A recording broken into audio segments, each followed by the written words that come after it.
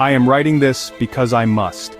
The memory of apartment 304 clings to me, haunting my dreams and waking hours.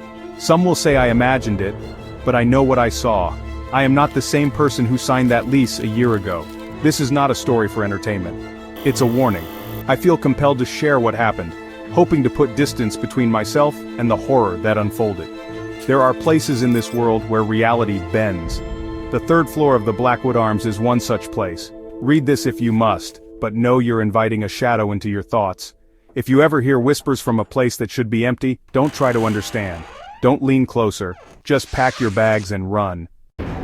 The Blackwood Arms was old with a certain charm. My apartment, 305, was cozy, a new beginning. But next door, 304, was different. Its door was heavy, locked with more bolts than any other. No sound, no light, no sign of life ever came from it. I assumed my neighbor was a recluse until one evening I asked the doorman George about 304. His smile faded. No one's lived there for years. It's empty. The word echoed in my mind. Empty. The silence I'd grown used to was not the silence of a neighbor, but of vacancy.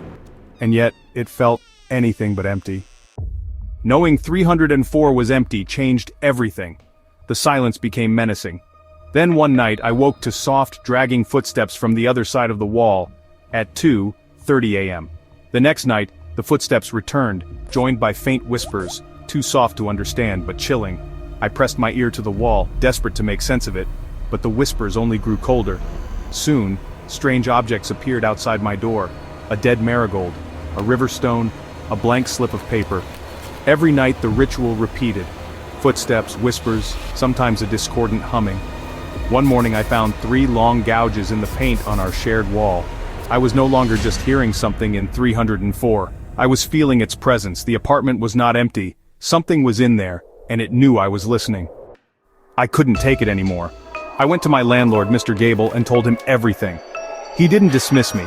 Instead, he sighed and told me about the last tenant of 304, a young artist who descended into madness. The man claimed to see a smiling figure in the mirrors, covering every reflective surface in terror. One day, after hours of screaming, they found him catatonic. The living room mirror was cracked down the middle. They tried to remove the mirror, but every attempt failed. Tools broke, workers were injured. "Whatever is in that room, you don't want to disturb it," Mr. Gable warned. But it was too late. I already knew it was there, and it knew I was there too. Mr. Gable's story only fueled my need to know. That night, I waited for the whispers. At 2:30 a.m., I crept into the hallway, crowbar in hand, and forced open the door to 304. The apartment was a tomb, dusty, cold, draped in sheets. But my eyes were drawn to the massive, cracked mirror on the far wall. I approached, heart pounding. My reflection stared back, pale and terrified. Then my reflection smiled, a wide, unnatural grin that wasn't mine. The face in the mirror leaned forward, lips pressing to the glass, and whispered my name.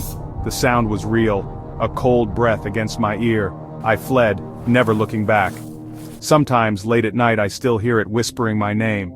If you ever hear whispers from an empty room, don't listen, just leave.